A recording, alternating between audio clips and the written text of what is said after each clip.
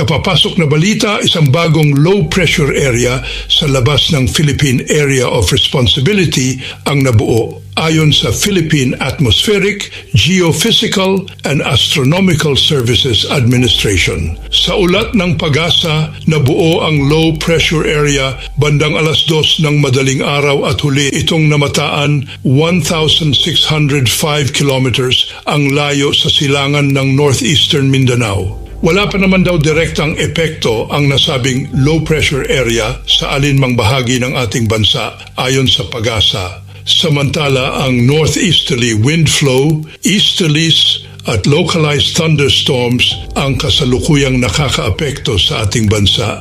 Inaasahang magdadala ang northeasterly wind flow ng medyo maulap hanggang sa maulap na kalangitan na may kasamang isolated light rains sa Batanes at Babuyan Islands. Samantala, inaasahang magdudulot ang easterlies o ang mainit na hanging nagmumula sa karagatang Pasipiko ng medyo maulap hanggang sa maulap na kalangitan na may pulo-pulong mga pag-ulan o thunderstorms sa Bicol Region, Eastern Visayas, Aurora, Quezon at mga natitirang bahagi ng Cagayan Valley.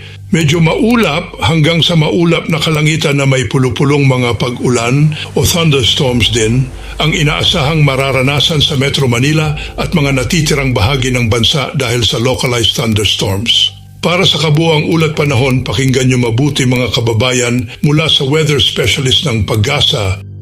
Kaninang 2:00 yung mga kaulapan or cloud cluster sa silangan ng Mindanao sa labas ng ating area of responsibility ay isa na ngayong ganap na low pressure area at huli itong namataan sa layong 1,605 kilometers silangan ng northeastern Mindanao. At ayon po sa ating latest analysis ay mababa yung tsansa nito na maging bagyo within the next 24 hours at wala rin po itong direct effect sa anumang bahagi ng ating bansa. Ngunit hindi po natin inaalis yung possibility na sa mga susunod na araw or in the next 24 to 48 hours ay posible po itong pumasok sa loob ng PAR. So continuous monitoring po tayo and patuloy na magantabay sa updates na ipapalabas ng Pag-asa. Samantala sa kasalukuyan po yung easterlies o yung mainit na hangin mula sa dagat Pasipiko yung umiiral dito sa may silangang bahagi ng Luzon at Visayas kung saan ngayong araw yung buong bahagi po ng ating bansa ay patuloy na makakaranas ng mga isolated na mga pag-ulan dulot ng easterlies at ng mga localized thunderstorm. Samantala sa mga susunod na araw naman po, possibly by Tuesday onwards,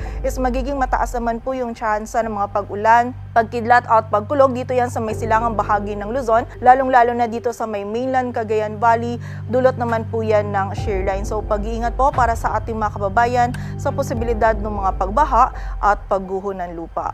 At para naman sa lagay ng dagat baybayin ng ating bansa, wala po tayong nakataas na gale warning kaya malaya makakapalaot yung mga kababayan nating mga dapat na rin yung may mga maliliit na sasakyang pandagat. Iyan muna ang ating weather update sa ngayon. Maraming salamat sa DOST Pag-asa sa pagbabahagi ng kanilang mahahalagang insight sa ating panahon. Mabuhay ang Pilipinas!